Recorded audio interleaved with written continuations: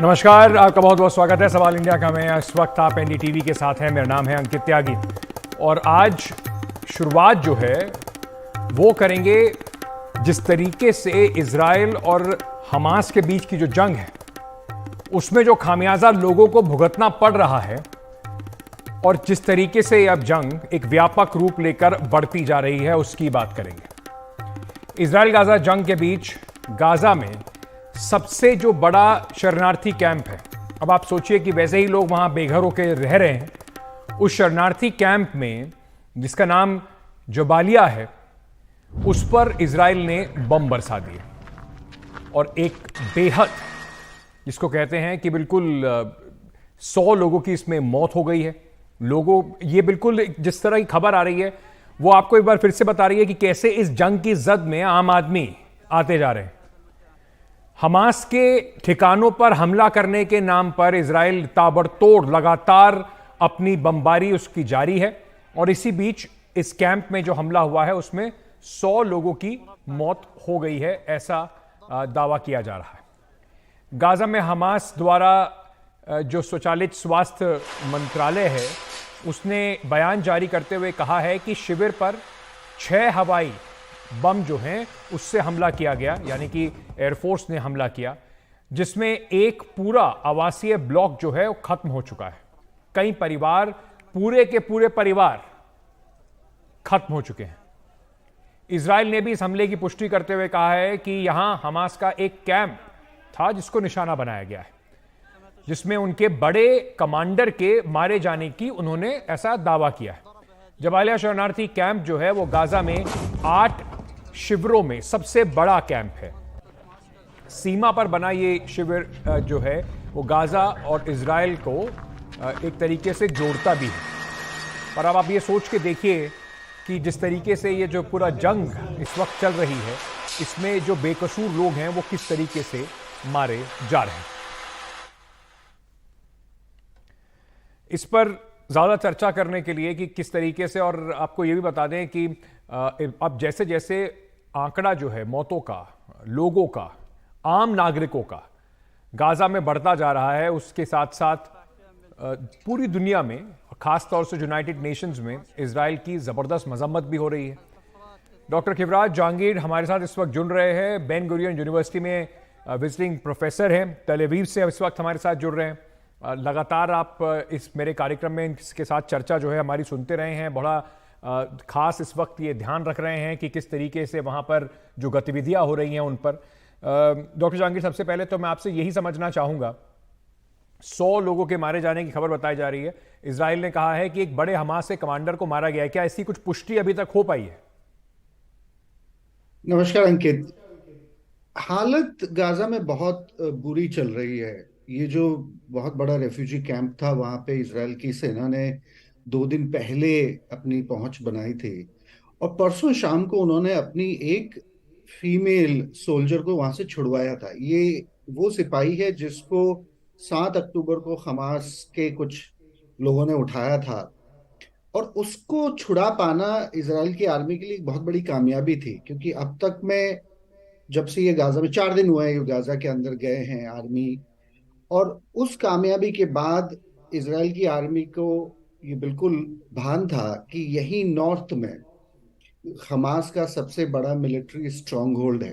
देखिए, इसमें 2 स्टेटमेंट बड़ी कायदे की आई थी। परसों ईरान के इंटीरियर मिनिस्टर ने कहा था कि खाली नॉर्थ उत्तरी गाजा में 400 किलोमीटर का टनल्स का एक नेटवर्क है जो हमास ने बना रखा है। उसमें गाड़ियां भी जाती हैं और मोटरसाइकिलें बहुत तेजी से जाती हैं। तो इजरायली आर्मी ने कल के दिन में वो मैसिव कार्रवाई शायद इसलिए करी थी कि उनको वहां और बंधक होने की गुंजाइश लगती है। और चूंकि उन्होंने 13 अक्टूबर से कह रखा है कि नॉर्थ के लोग साउथ की तरफ चले जाएं और उस नॉर्थ को खाली कर दें, तो उनका ये मानना था कि अब जो भी बचा है वो हमास की लड़ाई और उनकी गुरिल्ला फाइट का हिस्सा है।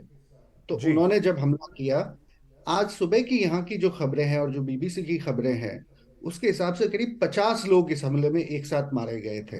आंकड़ा जाहिरन तौर पर ज्यादा होगा। पर ये बड़ी बड़ी मतलब बदकिस्मती की बात है। और यहाँ मैं आपको दूसरी स्टेटमेंट बताता हूँ जो ज्यादा चिंता वाली है। हम्म। हमास के स्पोक्स पर्सन है मूसा मारजूक। अबू मारजूक ने एक अरबी इंटरव्यू में कल एक बात कही। जब उनसे पूछा गया कि जब आपके पास इतनी ज्यादा टनल्स है तो आप लोगों को अंदर क्यों नहीं ले जाते, तो हम्म। उन्होंने इंटरव्यू में, आज हिंदुस्तान में भी ये खबर काफी लोग अखबारों ने छापी, उन्होंने कहा कि ये टनल्स हमने हमास के लड़ाकों के लिए बनाई हैं। हम्म। गाजा के आम बाशिंदों की हिफाजत की जिम्मेदारी यूनाइटेड नेशंस की है, हमारी नहीं है। अब तो ये आप ये ठीक कह बड़ा रहे हैं, पेचीदा चौंकाने वाली मामला बात हो है। और गया। इसी पर बार बार इसराइल भी यही बात कहता है कि देखिए वहां पर जो हो रहा है उसकी जिम्मेदारी हमास की है। अगर नागरिक भी मारे जा रहे हैं तो पहली जिम्मेदारी उनकी है। लेकिन ये जो जिम्मेदारी का खेल है, इसका सबसे बड़ा बोझ जो है वहां के बच्चे और वहां के आम नागरिक जरूर उठा रहे हैं। पर मैं आपसे एक ये भी समझना चाहूंगा कि क्या इसराइल के अंदर ये कुछ जिस तरीके से यूनाइटेड नेशंस में काफी ज्यादा उनके खिलाफ ये बातें कही गई, खुद जनरल सेक्रेटरी ने उनके खिलाफ ये बातें कही, और आज हमने देखा कि किस तरीके से हाई कमिश्नर जो ह्यूमन राइट्स के हैं उन्होंने अपने रेजिग्नेशन में, मतलब एक बहुत विस्फोटक रेजिग्नेशन लेटर है जिसमें उन्होंने कहा कि ये जेनोसाइड है जो इजराइल इस वक्त वहां पर कर रहा है, और उन्होंने इसका पुराना परिप्रेक्ष्य भी अपने उसमें रखा। तो क्या इसको लेकर कुछ चर्चा है, कुछ दबाव है? कि दबाव बहुत है। एक सिविल सोसाइटी का दबाव है, इसराइल के खुद की सिविल सोसाइटी का बहुत बड़ा दबाव है। इसराइल के 7 अक्टूबर के परिवार, जिनके कुछ लोग मारे गए और जिनके कुछ लोग अभी बंदी हैं गाजा में, उन्होंने प्रोटेस्ट करके कहा है तल अवीव में कि हम नहीं चाहते कि मिलिट्री गाजा के आम लोगों को मारे, भले ही हमारे परिवार के लोग बंद के, हम चाहते हैं कि सरकार इसका कोई राजनीतिक हल निकाले बजाय कि गाजा के लोगों को और वहां बमबारी करने के लिए। अंतर्राष्ट्रीय स्तर पे एक जो पब्लिक ओपिनियन है वो बहुत हद तक फिलिस्तीन और गाजा के पक्ष में है, लोगों के पक्ष में, वो भले ही हमास के पक्ष में उतनी ना हो। हम्म। पर असल दिक्कत ये है कि जो बड़ी शक्तियां हैं, अमेरिका और यूरोप के सारे लोग, उनका ये मानना है कि अगर ये ऑपरेशन, अगर हमास के खिलाफ अब नहीं होता है तो हम्म। ये बहुत बड़ी स्ट्रेटेजिक डिफीट होगी हमास को भविष्य में कमजोर करने के लिए। तो उनका मेरे ख्याल से एक कड़ा मन ये है कि चाहे किसी कीमत पे हो, हम ये मिलिट्री कार्रवाई को रोकने की बात नहीं कहेंगे। इसलिए अमेरिका ने भी कल कहा कि हम सीज फायर वाली बात को तो अभी नहीं मानेंगे। हम्म। इसराइल ने दो चीजें जरूर करी हैं अपनी आलोचना से बचने के लिए, कि उन्होंने मिलिट्री एड को कई गुना बढ़ा दिया है, कि सैकड़ों की तादाद में अब ट्रक रफा क्रॉसिंग से गाजा में आ सकते हैं। जी। दूसरा उन्होंने किया है कि कतर के साथ एक समझौता हुआ है जिसमें इजिप्ट शामिल है और हमास भी शामिल है। वो हम्म। समझौता ये है कि कुछ गाजा के लोग और जो घायल हैं, जिनको दवाइयों की जरूरत है, वो अब इजिप्ट में रफा क्रॉसिंग से जा सकते हैं। ये कल ही की हम्म। शाम की खबर है। तो आज सवेरे से रफा क्रॉसिंग ओपन हुई है, जहां से उत्तरी गाजा के लोगों को निकाल के साउथ ले जाने की बजाय अब इजिप्ट में ले जाया जा रहा है। हम्म। क्योंकि इसराइल का ये पूरा, मतलब,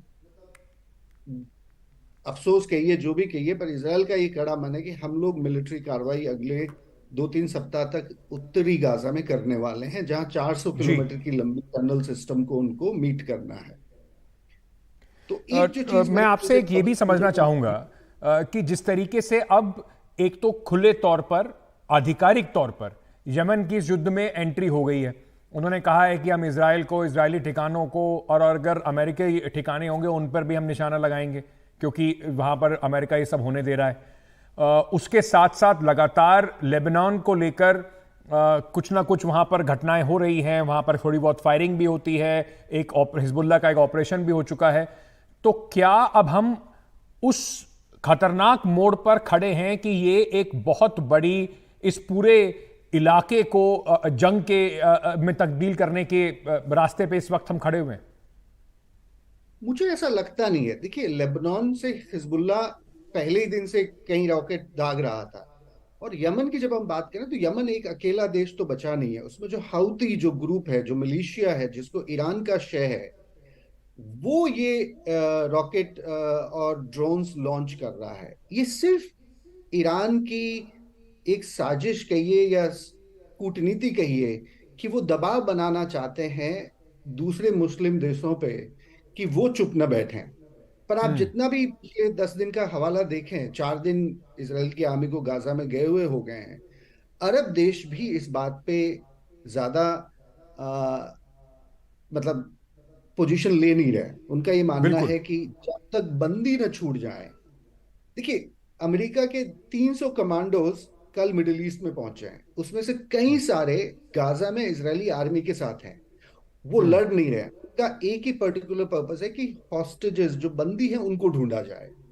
और हम्म। अमेरिका ने कल ये कहा है अपनी स्टेटमेंट है कि हमने अपने कमांडोज भेजे हैं पर लड़ने के लिए नहीं, हमने सिर्फ अपने नागरिकों को बचाने के लिए भेजे हैं। मैं आपको एक मुश्किल बताता हूँ दूसरे देशों की। जी। जर्मनी, फ्रांस, इंग्लैंड के बहुत सारे नागरिक हैं जो अभी गाजा में बंदी हैं। हम्म। बेचारे दूर देश थाईलैंड के विदेश मंत्री कल कतर में थे और इजिप्ट में थे। वो पूरे हम्म। दिन दो देशों के बीच में दौड़ते रहे क्योंकि थाईलैंड के 22 वर्कर अभी गाजा हम्म। में बंदी हैं। हम्म। थाईलैंड के 32 वर्कर 7 अक्टूबर को मारे गए थे। हम्म। तो मेरे ख्याल से दूसरे देश जिनके नागरिक इसमें फंसे हैं, जी। उनकी पोजीशन ना चाहते हुए भी इसराइल के साथ है, क्योंकि हमास बंदियों के रिहा करने की बातचीत को मान नहीं रहा है। हाँ। और तो शायद उनको लगता वहीं है पे टर्निंग पॉइंट आएगा, जिस तरीके से अब हमास कह रहा है कि विदेशी नागरिकों को जल्द छोड़ा जा सकता है, तो अगर वो भी कोशिश करेंगे, अगर इन नागरिकों को छोड़ा जाए तो कम से कम ये जो देश हैं जिनका प्रेशर अभी हमास पर है, वो कम से कम उनका भी इजराइल की तरफ थोड़ा प्रेशर बढ़ेगा कि इस तरीके की बेतरतीब गोलाबारी ना हो गाजा में। बहुत बहुत शुक्रिया डॉक्टर जहांगीर साहब, हमेशा बहुत बेहतर रहता है आपसे समझना। लगातार तेल अवीव से इस बात पर बड़ी पैनी नजर डॉक्टर जहांगीर रखे हुए हैं। आगे बढ़ते हैं और बात करते हैं भारत में, जहां पर जम्मू कश्मीर में टारगेट किलिंग का एक नया मामला सामने आया है, जिसमें बारामूला जिले में आतंकवादियों ने एक पुलिसकर्मी की हत्या कर दी है। घाटी में बीते 3 दिनों में टारगेट किलिंग जो है उसका यह तीसरा मामला है। इस हत्या के बाद पूरे इलाके को खाली कराया गया और हमलावर आतंकवादियों के खिलाफ तलाशी अभियान बड़े पैमाने पर शुरू किया गया। इससे पहले रविवार को पुलिस इंस्पेक्टर कि वहां पर जो मसूर अहमद वानी साहब हैं, उनके ऊपर श्रीनगर में आतंकवादियों ने हमला किया था, गोलियां उनके ऊपर चलाई गई थी। और सोमवार को उत्तर प्रदेश के रहने वाले प्रवासी मजदूर कुलदीप सिंह की पुलवामा में आतंकवादियों ने हत्या कर दी थी। हुकूमत से गुजारिश है कि कम से कम सच बोलें।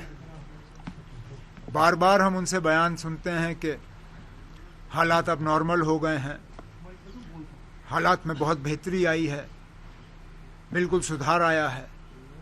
और जब कभी हुकूमत की तरफ से बयान आते हैं तो हमें ये टारगेटेड अटैक्स देखने को मिलते हैं। कभी पुलिस को निशाना बनाया जाता है, कभी सिविलियंस को। हालात नॉर्मल है नहीं। आगे बढ़ते हैं और बात करते हैं मणिपुर की, जहां पर कल 2 अलग अलग घटनाओं में एक divisional police officer, sub divisional police officer की हत्या कर दी गई और 3 कांस्टेबल उसमें घायल हो गए। पहली घटना कल सुबह की है, जब police station, Maurya police station में एसडीपीओ आनंद कुमार को गोली मारकर उनकी हत्या कर दी गई। वो एक स्कूल के मैदान में हेलीपैड निर्माण के काम की निगरानी कर रहे थे। उन्हें अस्पताल ले जाया गया, जहां डॉक्टर ने उन्हें मृत घोषित कर दिया। दूसरी घटना भी जो है वो इसी इलाके की है, जहां पर एक पुलिस टीम पर उग्रवादियों ने हमला किया। इस घटना में एक कांस्टेबल, 3 कांस्टेबल है, उन्हें गोली लगी है, लेकिन कम से कम गनीमत इस बात की है कि तीनों की हालत अभी खतरे से बाहर बताई जा रही है। इधर मणिपुर में इंटरनेट बैन जो है वो 5 नवंबर तक इस घटना के बाद बढ़ा दिया गया है।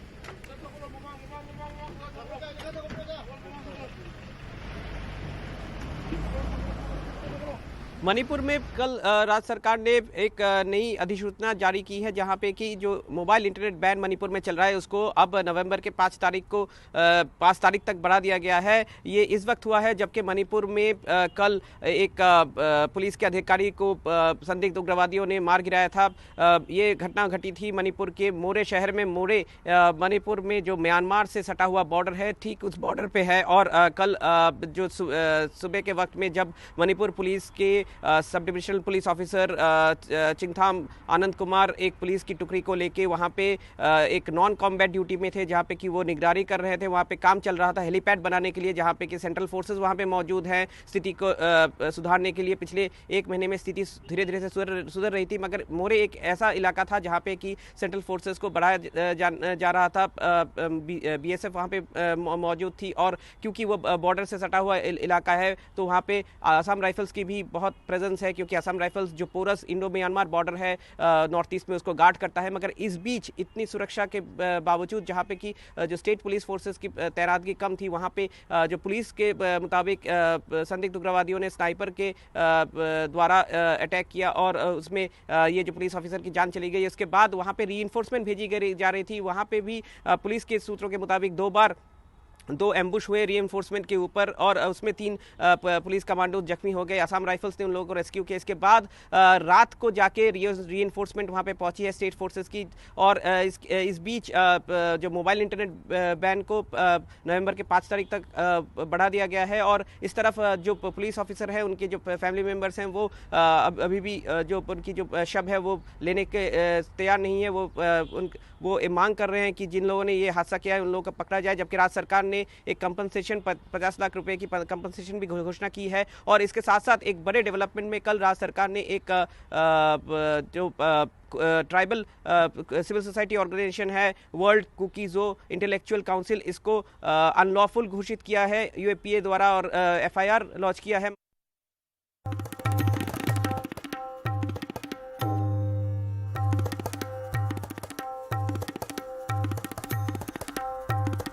चलिए अब दिल्ली की बात करते हैं, और दिल्ली में राजनीति जो इस वक्त अरविंद केजरीवाल और उनकी पार्टी को लेकर गर्म है उसकी बात करते हैं। दिल्ली में कथित शराब घोटाले में आम आदमी पार्टी के मुखिया अरविंद केजरीवाल को कल इन्फोर्समेंट डायरेक्टरेट के सामने पेश होना है। तो अब सबसे बड़ा सवाल यही है कि क्या अरविंद केजरीवाल इस जो इन्फोर्समेंट डायरेक्टरेट ने उन्हें पूछताछ के लिए बुलाया है उसके लिए जाएंगे या नहीं जाएंगे। इससे पहले आपको याद दिला दें कि CBI ने अरविंद केजरीवाल से अप्रैल में पूछताछ की थी, तब उनकी करीब 9 घंटे की पूछताछ हुई थी। आज सूत्र यही बता रहे हैं कि अरविंद केजरीवाल कम से कम आज शाम को अपने वकीलों के साथ बैठ के ये तय करेंगे कि कल उनको वहां पर ये जो इन्फोर्समेंट डायरेक्टरेट ने बुलाया है उसके सामने वो प्रस्तुत होंगे या नहीं। अगर वो नहीं जाते हैं तो उसके बाद क्या होगा, उस पर क्या कानूनी कार्रवाई की जा सकती है, ये एक देखने वाली बात होगी। सबसे पहले जरा आपको सुनवाते हैं कि इस पूरे मामले पर अरविंद केजरीवाल ने और जो बाकी जो नेता हैं वो क्या कह रहे हैं। राघव चड्ढा आम आदमी पार्टी के सांसद हैं, और राघव चड्ढा ने इस पर प्रेस कॉन्फ्रेंस करके क्या सफाई दी, जरा आपको सुनवाते हैं।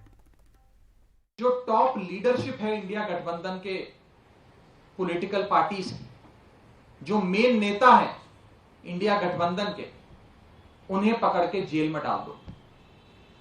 जब टॉप नेता जेल में डाल दिया जाएगा तो वो चुनाव कैसे लड़ेगा? वो तो कोर्ट कचहरी वकील एजेंसी जेल के चक्कर काटता रह जाएगा।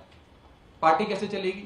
इसी श्रृंखला में एक योजना बनी, और उस योजना में पहला अरेस्ट दिल्ली के मुख्यमंत्री अरविंद केजरीवाल का भाजपा की एजेंसियां करने जा रही हैं।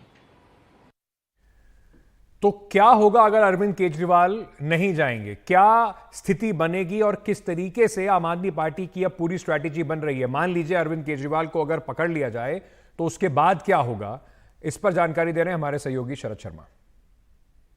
अगर आम आदमी पार्टी ये मानकर चल रही है कि 2 नवंबर गुरुवार जब दिल्ली के मुख्यमंत्री अरविंद केजरीवाल ईडी के दफ्तर जाएंगे पूछताछ के लिए, तो अरविंद केजरीवाल गिरफ्तार हो सकते हैं, तो फिर आपके मन में सवाल चल रहे होंगे कि अगर अरविंद केजरीवाल गिरफ्तार हो जाते हैं तो फिर कैसे चलेगी दिल्ली की सरकार और कैसे चलेगी अरविंद केजरीवाल की आम आदमी पार्टी। तो वैसे तो ये जो प्लान है कि आगे कैसे चलाना है अगर अरविंद केजरीवाल की गिरफ्तारी हो जाती है, तो ये जो प्लान है ये तो कोई भी पार्टी रिवील नहीं करती है, लेकिन जो चर्चा चल रही है वो मैं आपको ज़रूर बता सकता हूं, और वो ये है कि अरविंद केजरीवाल मुख्यमंत्री बने रहेंगे। कोई कानूनी बाध्यता नहीं है कि अगर मुख्यमंत्री गिरफ्तार हो जाए तो उसको पद छोड़ना पड़ता है। वैसे देश के इतिहास में आज तक मैं आपको बता दूं देश के इतिहास में आज तक ऐसा नहीं हुआ कि एक सिटिंग चीफ मिनिस्टर, मौजूदा मुख्यमंत्री गिरफ्तार किया गया हो। लेकिन अगर हो भी जाते हैं तो चर्चा यह है कि अरविंद केजरीवाल मुख्यमंत्री बने रहेंगे। अरविंद केजरीवाल फिलहाल कोई भी विभाग होल्ड नहीं कर रहे हैं, कोई भी मंत्रालय उनके पास नहीं है, तो ये भी उनके पास समस्या नहीं है या ये भी बाध्यता नहीं है कि उनको डे टू डे वर्क जो होता है सरकार का उसमें रहना जरूरी है या फाइलों पर साइन करने जरूरी है। लेकिन हाँ, एक समस्या ये जरूर रहेगी अरविंद केजरीवाल के सामने कि जेल से एक मुख्यमंत्री के तौर पर जो है कैसे वो फैसले लेंगे, किस तरह से दस्तखत होंगे, तो ये एक समस्या अरविंद केजरीवाल के सामने अगर ऐसा होता है तो ये समस्या जरूर आएगी। आतिशी और सौरभ भारद्वाज, इन दोनों नामों की चर्चा बहुत तेज है कि सरकार और पार्टी का काफी जिम्मा इन दोनों के कंधों पर होगा। आतिशी जो दिल्ली सरकार के ज्यादातर विभाग संभाल रही हैं, सबसे अहम मंत्री दिल्ली सरकार में है, तो सरकार में एक बहुत अहम रोल आतिशी का रहेगा। तो वहीं दूसरी तरफ सौरभ भारद्वाज दिल्ली सरकार में तो मंत्रालय संभाल ही रहे हैं, स्वास्थ्य जैसा अहम विभाग उनके पास है, साथ में पार्टी का जो है काफी जिम्मा सौरभ भारद्वाज के कंधे पर रहेगा। हम सब जानते हैं कि सौरभ भारद्वाज जो हैं वो मीडिया में एक जाना माना चेहरा हैं और अलग अलग समय पर पार्टी को कैसे संकट से निकाला जाए, कैसे पार्टी की बात कन्वे की जाए, ये सौरभ भारद्वाज ने करके दिखाया है। तो ये चर्चा चल रही है अभी आम आदमी पार्टी के अंदर, लेकिन ये सभी अभी चर्चा ही है, क्योंकि ये भी चर्चा ही है कि अरविंद केजरीवाल गिरफ्तार हो सकते हैं। तो इसलिए अभी ये भी चर्चा ही है कि अगर गिरफ्तारी हो जाएगी तो उसके बाद कैसे दिल्ली की सरकार चलेगी, कैसे आम आदमी पार्टी चलेगी। दिल्ली से अपने कैमरा सहयोगी मोहम्मद मुरसलीन के साथ मैं शरद शर्मा, एनडीटीवी इंडिया। चलिए, तो ये चर्चा जो है उसका बाजार गर्म है कि अगर अरविंद केजरीवाल गिरफ्तार होते हैं तो किस तरीके से सरकार चलाएंगे। पहले मुख्यमंत्री होंगे, अगर जेल गए तो जेल से अपनी सरकार चलाने की बात करेंगे। लेकिन आपको ये भी बता दें कि विपक्षी नेता ऐसे नेता हैं, क्योंकि जरूरी नहीं है कि कल अरविंद केजरीवाल ईडी के सामने पहुंचे ही, उसके ऊपर उनकी आज एक, जैसे मैंने आपको बताया, सूत्रों ने बताया कि बैठक है और वो फिर तय करेंगे। ऐसे और भी कई नेता हैं जिन्हें ईडी कई बार पूछताछ के लिए बुला जरूर चुकी है, मगर वो ईडी के दफ्तर में हाजिर नहीं हुए। उसमें जरा आपको बता देते हैं कौन कौन से नेता हैं। झारखंड के मुख्यमंत्री हेमंत सोरेन, ये भी एक मुख्यमंत्री हैं जिनको एनफोर्समेंट डायरेक्टरेट ने तक 4 समन भेजे हैं और ईडी के दफ्तर में वो अभी तक नहीं गए। 14 अगस्त, 24 अगस्त, 9 सितंबर और 23 सितंबर को ईडी ने उनको बुलाया था और फिर 5वां समन जो है वो 4 अक्टूबर को जारी करके उनको बुलाया। 5वें समन में भी हेमंत सोरेन उन्होंने ईडी के सामने पेशी अपनी नहीं की है। टीएमसी के नेता अभिषेक बैनर्जी, ये भी विपक्ष के नेता हैं, इनको 3 अक्टूबर को बुलाया गया था, नहीं पहुंचे, तो दूसरी बार समन 9 अक्टूबर को बुलाया गया, ये फिर भी वहां पर नहीं पहुंचे।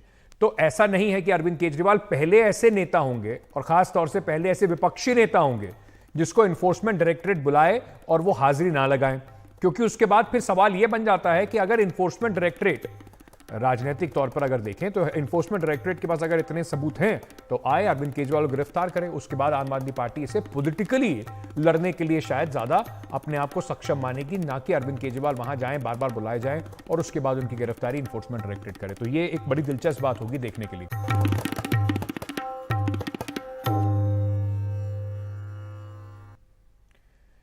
टीएमसी सांसद महुआ मोइत्रा ने एथिक्स कमेटी के अध्यक्ष विनोद सोनकर को एक पत्र लिखकर कई सवाल उठाए। महुआ मोइत्रा ने जय अनंत देहाद्रे और दर्शन हीरानंदानी की कमेटी के सामने फिर बुलाए जाने और क्रॉस एग्जामिनेशन का मौका देने की बात कही है। महुआ ने एथिक्स कमेटी के अधिकार पर भी सवाल उठाए। साथ ही उन्होंने पूछा है कि अगर रमेश बिदूरी को दानिश अली के खिलाफ अभद्र भाषा इस्तेमाल करने के मामले में और वक्त दिया गया है तो मेरे मामले में दोहरा रवैया क्यों अपनाया जा रहा है। सूत्र यह भी बता रहे हैं कि यह खबर अब आ रही है कि महुआ मोइत्रा एथिक्स कमेटी के सामने अब कल पेश हो सकती हैं। पेशी से पहले कमेटी जो है वो गृह, आईटी और विदेश मंत्रालय की वहां पर एक रिपोर्ट मिली है। रिपोर्ट में कुल मिलाकर यह कहा गया है कि जो इससे पहले अक्टूबर के महीने में बैठक हुई थी उसमें कमेटी के कोई जानकारी मांगी गई थी और कल ये जानकारियां जो हैं कमेटी के सामने रख दी गई हैं। अब इन्हीं के आधार पर महुआ मोइत्रा से पूछताछ की जाएगी। दरअसल महुआ मोइत्रा एथिक्स कमेटी से 5 नवंबर के बाद पेश होने का उन्होंने वक्त मांगा था, लेकिन समन के मुताबिक 2 नवंबर को ही एथिक्स कमेटी जो है उसके सामने उनको पेश होना है। अब एथिक्स कमेटी का जो उन्होंने चिट्ठी लिखी है वो चिट्ठी महुआ मोइत्रा ने ट्विटर पर सार्वजनिक की है। अब आपको ये बताते हैं कि इस पर हमारे पास और क्या जानकारी इस वक्त आ रही है। सूत्र ये बता रहे हैं कि एथिक्स कमेटी के सामने कल पेश हो सकती है महुआ मोइत्रा। पेशी से पहले उन्होंने जो कमेटी ने गृह, आईटी और विदेश मंत्रालय की, जैसे मैंने आपको बताया, रिपोर्ट जो मांगी गई थी 26 अक्टूबर को वो रिपोर्ट आ गई और उसी के आधार पर अब उनसे पूछताछ की जाएगी। हमारे साथ इस वक्त हमारे सहयोगी प्रशांत जुड़ रहे हैं। प्रशांत के पास ये चलते हैं और समझते हैं प्रशांत से कि अब आगे किस तरीके से ये मामला पूरा खड़ा दिखाई पड़ रहा है। प्रशांत, चिट्ठी को लेकर कोई प्रतिक्रिया अभी तक एथिक्स कमेटी के जो अध्यक्ष हैं उनकी तरफ से कोई आई है क्या? नहीं, देखिए अंकित, मैंने कोशिश की थी उनसे बात करने के लिए, विनोद सोनकर से बात करने की। वो दिल्ली से बाहर हैं, उनसे हमारी बात हुई, लेकिन उन्हें केवल एक वाक्य कहा कि अभी उस पर उन्हें कुछ नहीं कहना है और जो भी महुआ मोइत्रा को कहना है वो कमेटी में आके कहेंगे और उस पर फिर हम लोग आगे बात करेंगे। लेकिन जो कमेटी के को जानने वाले लोग हैं, कमेटी के जो जानकार लोग हैं, उनसे भी हमारी बात हुई और महुआ मोइत्रा ने जो एक सवाल उठाया है अपनी चिट्ठी में कि कमेटी के पास ये अधिकार नहीं है इन मामलों को देखने का और क्रिमिनलिटी का जो एंगल है वो कोई लॉ इन्फोर्समेंट एजेंसी ही, कोई जांच एजेंसी ही उसकी जांच कर सकती है। इस पर उनका कहना था कि बिल्कुल ये सही है, एथिक्स कमेटी उस मामले की जांच भी नहीं कर रही है क्रिमिनल एंगल से। एथिक्स कमेटी का जो अधिकार है और जो उसका दायित्व है वो सिर्फ इतना है कि एक सांसद के तौर पर किसी सांसद का आचरण संसद की गरिमा के अनुरूप है या नहीं, उसकी जांच करना है। तो इस मामले में भी चूंकि इस तरह की शिकायतें महुआ मोइत्रा के खिलाफ मिली हैं कि उन्होंने आरोप इस तरह के लगाए गए हैं कि उन्होंने पैसे लेकर सवाल पूछे, तोहफे लेकर सवाल पूछे और अपना जो लॉगिन का जो यूज़र आईडी पासवर्ड है वो किसी तीसरी पार्टी को दे दिया। तो क्या एक सांसद के तौर पर ये जो आचरण है वो सही है उनका? क्या उनका जो दायित्व है वो कुछ और था, उन्होंने कुछ और किया? इसकी ही जांच एथिक्स कमेटी कर रही है। एथिक्स कमेटी क्रिमिनलिटी एंगल से जांच कर भी नहीं रही है। अगर वो उन सब चीज़ों की जांच करनी है तो किसी लॉ इन्फोर्समेंट एजेंसी जैसे सीबीआई या अन्य किसी एजेंसी को इसमें आना पड़ेगा। और आप जानते हैं कि जयानंद देहद्राई जो मुख्य शिकायत करता है, उन्होंने सीबीआई डायरेक्टर को भी इस चिट्ठी लिखी है। तो एथिक्स कमेटी का दायरा सीमित है, ये समिति के जानकार भी मान रहे हैं, लेकिन उसको वो एक अहम जांच कर रही है कि क्या महुआ मोइत्रा का जो कंडक्ट है वो एक सांसद, एक जो उसकी जो गरिमा है उसके अनुरूप है। और अगर ये पाया जाता है कि जो आरोप लगाए गए हैं वो गलत है तो महुआ मोइत्रा की सदस्यता भी जा सकती है।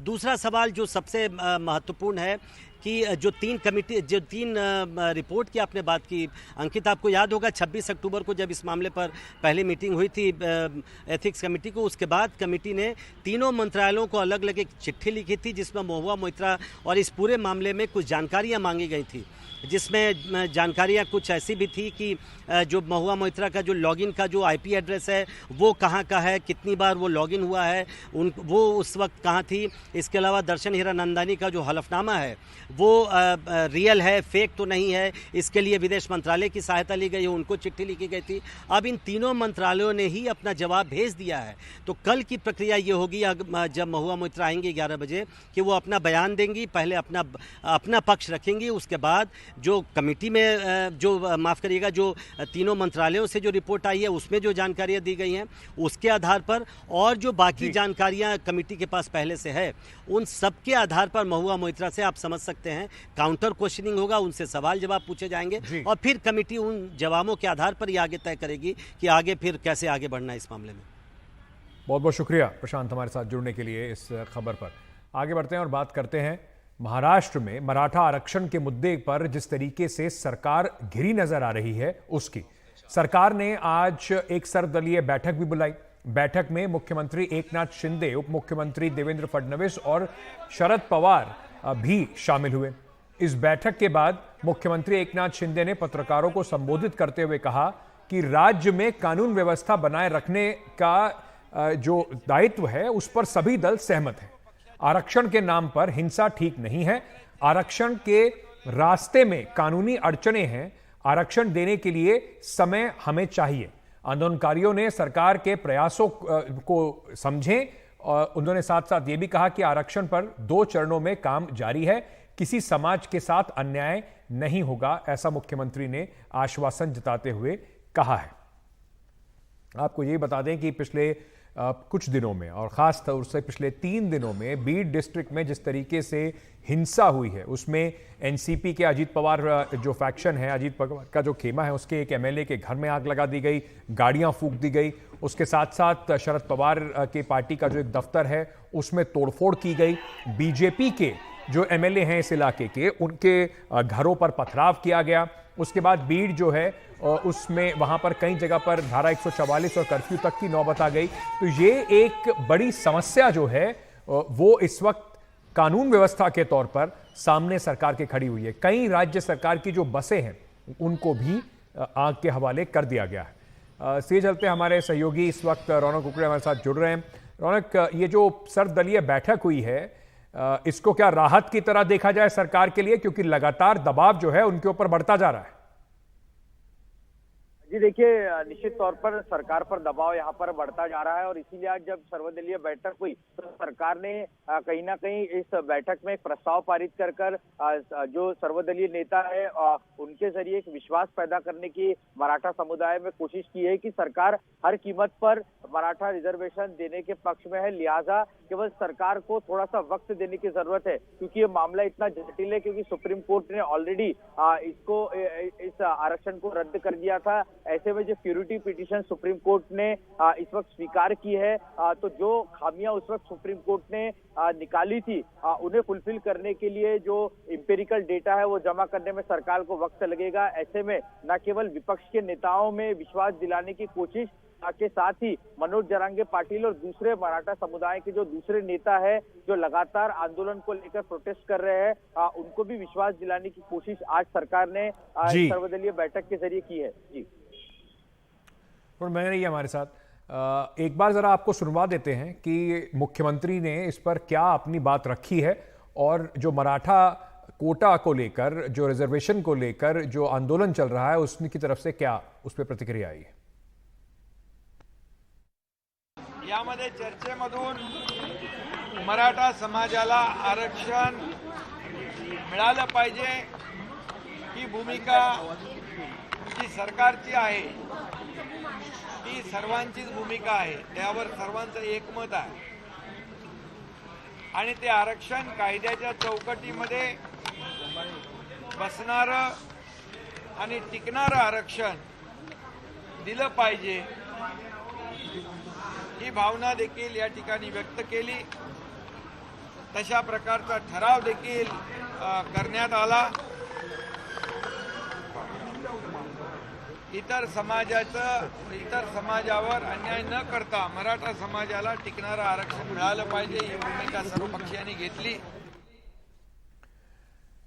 रौनक हमारे साथ जुड़े हुए। रौनक, मुख्यमंत्री ने बात जो कही उसके बाद अब जो मराठा आरक्षण आंदोलन चल रहा है उसके जो नेता हैं उनकी तरफ से क्या प्रतिक्रिया आई है?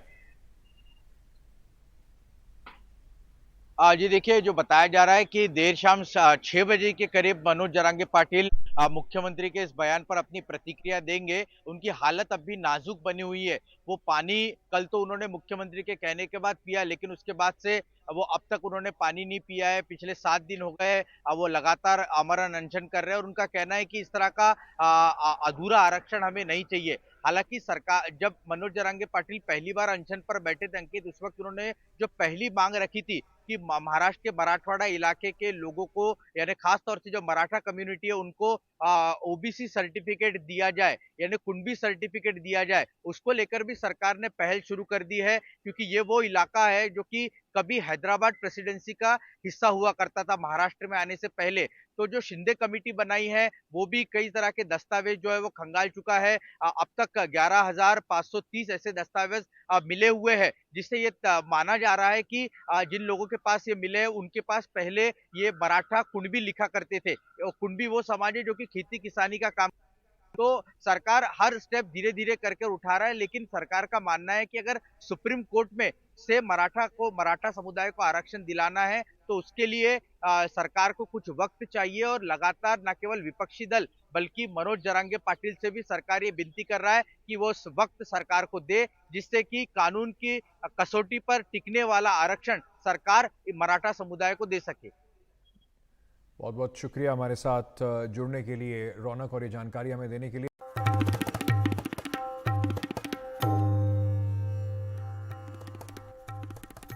राजस्थान में अहम चुनाव है और उस चुनाव को लेकर जिस तरीके से हर पार्टी के अंदर घमासान मची है उसका एक नमूना जरा ये देखिए। जो आपको जयपुर से हम तस्वीरें दिखा रहे हैं, ये कांग्रेस का हेडक्वार्टर है। यहां पर राजस्थान में कांग्रेस की 5वीं सूची, यानी कि जो वहां के कैंडिडेट्स हैं उनकी 5वीं सूची आने के बाद उसमें 27 चेहरे हैं, उनको जगह दी गई। इसमें वरिष्ठ नेता महेश जोशी को टिकट नहीं मिला है और इसी से नाराज होकर उनके समर्थक जो हैं वो कांग्रेस दफ्तर में हंगामा कर रहे हैं। हमारे साथ हमारी सहयोगी हर्षा कुमारी सिंह इस वक्त जुड़ रही हैं। हर्षा, ये जो तस्वीरें आ रही हैं, कांग्रेस पार्टी के लिए टिकट डिस्ट्रीब्यूशन सबसे ज्यादा अगर कहें तो राजस्थान में सिरदर्द बनी हुई है। जी देखिए, बिल्कुल सिरदर्द बना हुआ है। और देखिए, जो महेश जोशी का टिकट है वो काफी टाइम से अटका हुआ है। अब क्यों अटका हुआ है महेश जोशी का टिकट? क्योंकि आप जानते हैं कि वो पूरा एक तरह से बगावत हुई थी, विरोध हुआ था कि अशोक गहलोत को आप यहाँ से मुख्यमंत्री पद छुड़वा के कांग्रेस अध्यक्ष नहीं बनाएंगे। तो उसमें बताया जाता है कि ये जो सारे एमएलए थे, इनको महेश जोशी ने फोन करके बुलाया था और ये लोग नहीं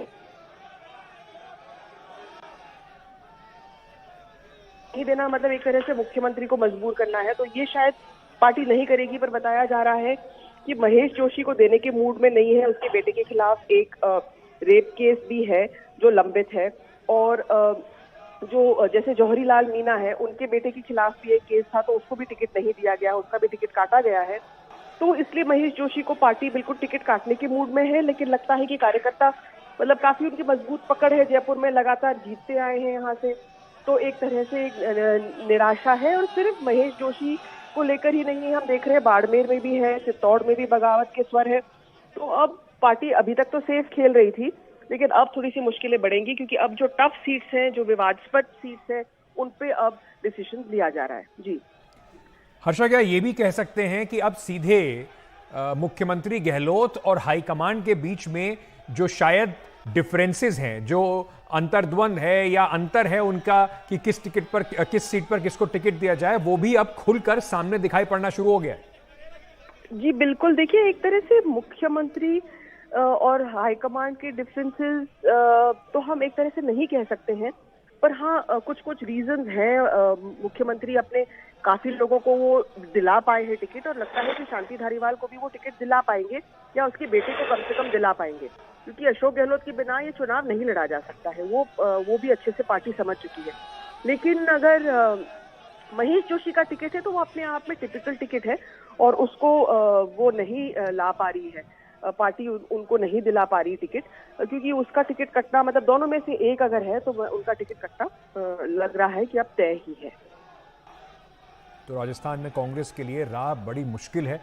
ना अशोक गहलोत के जो समर्थक हैं उन सभी को हाईकमान टिकट नहीं देना चाहती है, वो भी एक मैसेज भेजना चाहती है, और अशोक गहलोत के बिना राजस्थान में कांग्रेस पार्टी सरकार जो है उसको दोबारा अगर लाने की कोई उम्मीद भी है, वो उनके लिए बहुत बड़ी मुश्किल में पड़ सकती है। बहुत बहुत शुक्रिया हर्षा हमारे साथ जुड़ने के लिए। जाने से पहले आपको बता दें, 28 अक्टूबर को शनिवार की रात को बेंगलुरु की सड़कों पर एक तेंदुआ देखा गया था। ये कुछ सीसीटीवी फुटेज उसके दिखाई पड़े थे, जिससे शहर में डर का माहौल बना हुआ था। आज प्रशासन ने कम से कम सतर्कता बरतते हुए इस तेंदुए को इसकी खोज शुरू की थी, और इस पर कामयाबी पाते हुए पुलिस और प्रशासन ने तेंदुए को पकड़ लिया है, जिसके बाद वन विभाग को इसको अब सौंप दिया गया है। तो बेंगलुरु के जो लोग हैं उनके लिए एक राहत वाली खबर सामने आ गई।